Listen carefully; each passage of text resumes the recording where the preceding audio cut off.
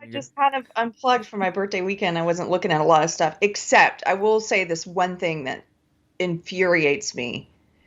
I don't know if you guys saw, but Sean King, professional SJW, who has over 1 million followers and writes for several legacy media outlets, like so quote unquote reputable outlets.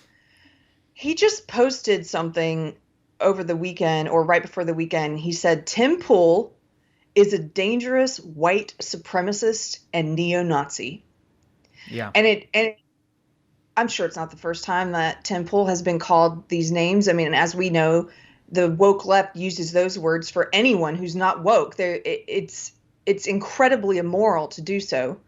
But the fact that it's being done by someone with such standing who has over 1 million followers and writes for reputable sources, I wish he could be taken down. Unfortunately, the libel, he's engaging in libel. But if libel, I was looking at the libel laws. If it's libel against a public figure, you have to also prove malicious intent, which is harder to do. So Right. someone like Nick Sandmann successfully sued Because he was just some kid. because he was a kid, and he's still got lawsuits out there, which I think he's probably going to win. By the And way, I love people are you forgot to call him Talcum X. That's the name. Taco Max, yeah. But Nick Salmon successfully sued, I think, because he's not a public figure, so he didn't have to prove intent. He just could prove the news outlets were lying about him and calling him things that he's not. These scurrilous lies, and I'm glad that he did it, because part of the reason of doing a lawsuit like that is to act as a deterrent and to deter media outlets from making these bold-faced lies, which are meant to defame and to hurt someone's entire, not just their career, but their reputation, to basically cut them off the knees. That's what it's meant to do. And when it's coming from someone with such a large following like this, I wish Tim Pool would do a lawsuit. I wish, because I think people would contribute to it, just to make an Probably. example of shrinking. Probably. Anyway. I mean, the interesting thing. So I have this. He was retweeting here. Let me find. He was retweeting this thing from. There's an account called Tim Pool Clips, which is not run by Tim Pool, which is it's critical of Tim Pool. And Sean King was retweeting, I think, this tweet that says, "Now that it has been revealed that at least one of the militia members who was arrested for plotting to kidnap Michigan's governor was a Tim Pool viewer, we have to start asking whether Tim Pool has any sort of culpability given his extreme rhetoric toward the governor." They're showing like Tim Pool says she's evil.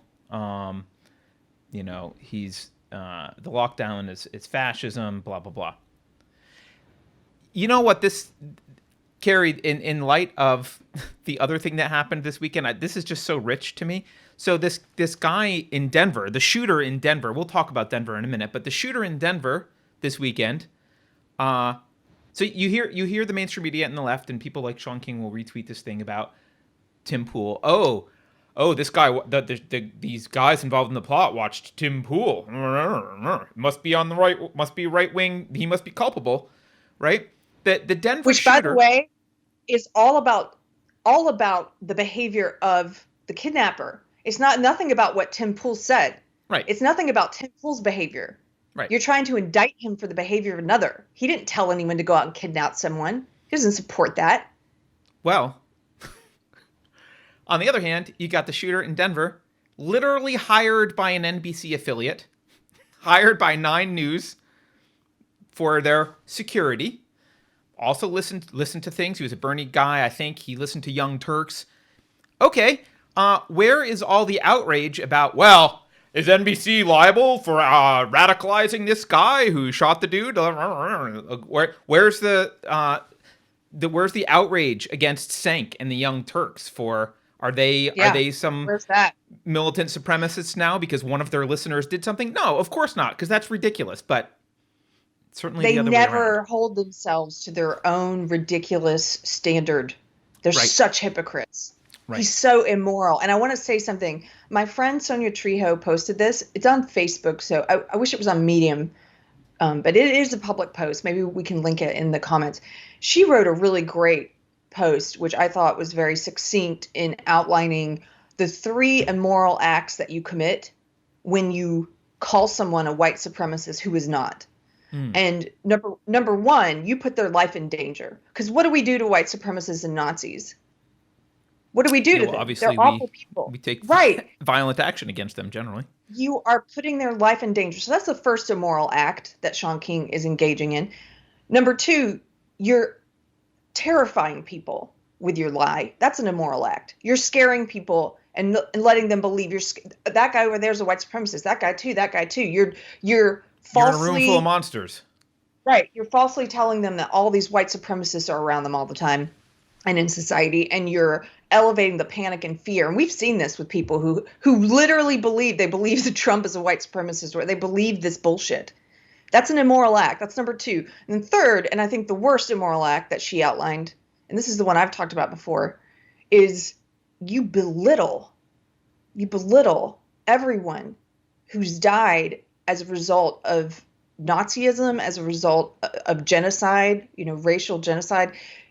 You trivialize that. You trivialize white supremacy and you render it meaningless. You exploit the death of millions of people. You shit all over that. You shit all over those people. And why? So you can score like cheap political points and engage in lies and hyperbole. That's probably the most immoral of the three. Yeah, you also provide cover for actual white supremacists, because now people learn to not trust that word or that categorization anymore because it's being misapplied. So now suddenly people who actually do have those vile beliefs can get to fly under the radar because no one's paying attention to them anymore because they don't believe you. Yeah. It's disgusting, and I wish that he could be held accountable for it, for engaging in libel of that magnitude. Yep. Lying is an attempt to fake James reality, and faking reality always has negative consequences, and that's why it's immoral.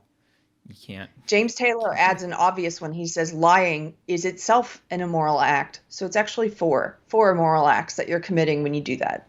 Yeah. I think she's talking about the immoral consequences of a single immoral act, which is lying. But you're right. And I just want to, so we can have a moment of levity. I've heard Talcum X before, but I've never heard Martin Luther Cream. Somebody oh my God. Chat. All right then.